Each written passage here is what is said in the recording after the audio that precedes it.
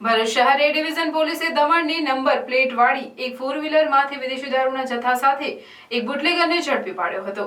પોલીસે દારૂ અને કાર મળી કુલ 3.91 લાખનો મુદ્દામાલ કબજે કરી અન્ય 3 ઇસમોને વોન્ટેડ જાહેર કરી વધુ તપાસ હાથ ધરી છે।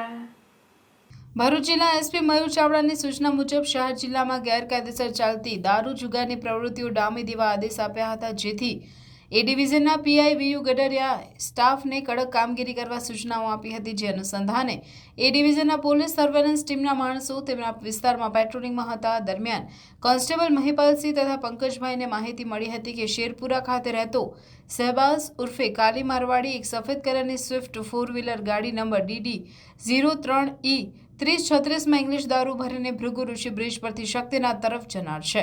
મળેલ માહિતીના આધારે પોલીસે ભૃગુ ઋષિ બ્રિજ પર વોચ ગોઠવી માહિતીવાળી કાર આવતા તેને કોર્ડન કરી રોકી હતી। જે કારને ખોલી ચેક કરતા પાછળની સીટ ઉપર તથા ડિક્કીમાં જોતા વિદેશી દારૂના 18 બોક્સ મળી આવ્યા હતા।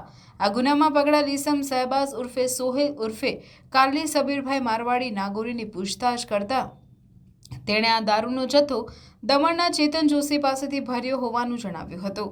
આ માલ તે વાગરા તાલુકાના લખી ગામના બુટલેગર સંજય પીલો અને પંકજ પટેલને આપવાનો હતો। પોલીસે 86,400ના દારૂ અને 3 લાખની કાર તથા મોબાઈલ મળીને 3,91,400નો મુદ્દામાલ કબજે કરીને 3 ઇસમોને વોન્ટેડ જાહેર કરી વધુ તપાસ હાથ ધરી છે।